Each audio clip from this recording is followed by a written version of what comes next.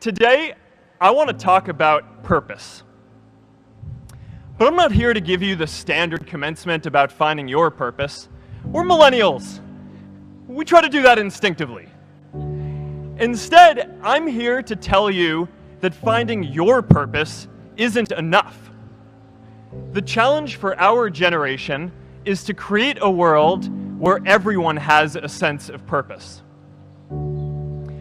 One of my favorite stories is when JFK went to go visit the NASA Space Center, and he saw a janitor holding a broom, and he asked him what he was doing, and the janitor replied, "Mr. President, I'm helping put a man on the moon." Purpose is that feeling that you are a part of something bigger than yourself, that you are needed, and that you have something better ahead to work for. Purpose is what creates true happiness. Our generation is going to have to deal with tens of millions of jobs replaced by automation like self-driving cars and trucks. But we have the potential to do so much more than that. Every generation has its defining works. More than 300,000 people worked to put that man on the moon, including that janitor.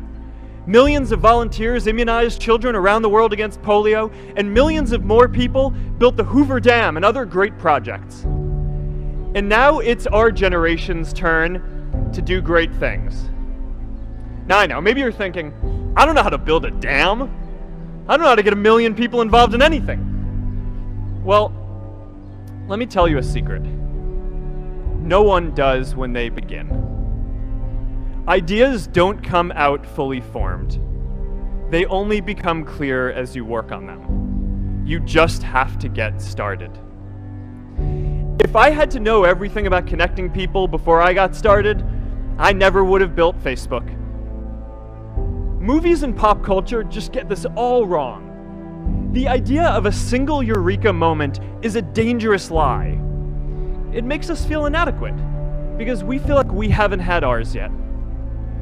And it prevents people with seeds of good ideas from ever getting started in the first place. An entrepreneurial culture thrives when it is easy to try lots of new ideas. Facebook wasn't the first thing I built. I also built chat systems and games, study tools and music players, and I'm not alone. J.K. Rowling got rejected 12 times before she finally wrote and published Harry Potter. Even Beyoncé had to make hundreds of songs to get Halo. The greatest successes come from having the freedom to fail. It's really good to be idealistic, but be prepared to be misunderstood. Anyone working on a big vision is going to get called crazy, even if you end up right. Anyone taking on a complex problem is going to get blamed for not fully understanding it, even though it's impossible to know everything up front. Anyone taking initiative will always get criticized for moving too fast because there's always someone who wants to slow you down. In our society, we often don't take on big things because we're so afraid of making mistakes that we ignore all the things wrong today if we do nothing.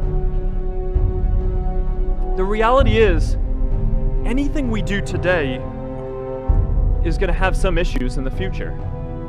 But that can't stop us from getting started. So what are we waiting for?